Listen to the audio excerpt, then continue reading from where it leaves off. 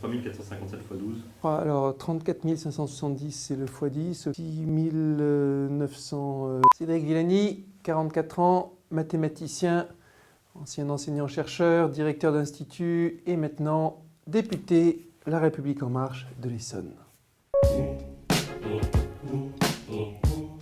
L'intelligence artificielle, tout le monde en parle, mais peu de gens savent vraiment de quoi il s'agit et c'est normal parce qu'il n'y a pas vraiment de définition.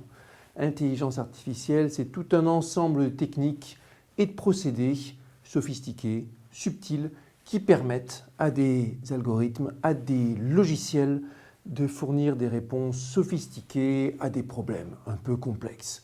Reconnaître une adresse, traduire un texte, conduire une voiture, toutes sortes de tâches dont vous auriez pu penser au départ qu'il fallait un humain pour les réaliser. Demain, l'intelligence artificielle va s'insérer dans toutes sortes de tâches du quotidien. Elle vous préviendra de certaines choses, elle vous aidera, peut-être qu'elle conduira votre voiture. Mais en plus, elle viendra s'inviter d'une façon invisible que vous ne remarquerez pas, en améliorant vos diagnostics à l'hôpital, en améliorant votre consommation énergétique, et ainsi de suite. Toute technologie nouvelle vient avec des nouvelles chances et des nouveaux dangers. Mais attention, le danger, ce n'est pas l'intelligence artificielle en soi, c'est l'usage que les autres humains feront de l'intelligence artificielle. Et pour se prémunir du danger, le mieux c'est de maîtriser soi-même la technique.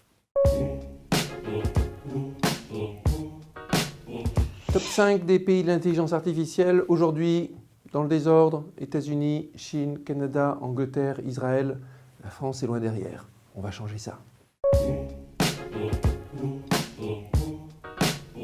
On est dans un contexte changeant où les métiers vont se transformer et dans ce contexte, c'est plus important que jamais de travailler sur la formation professionnelle.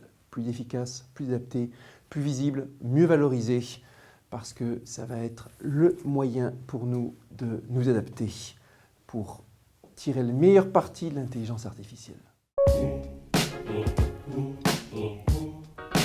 Pour reprendre un slogan que j'ai utilisé dans un événement qui était consacré à la place des femmes dans les sciences, il est hors de question de laisser les hommes seuls enfanter l'avenir de la société.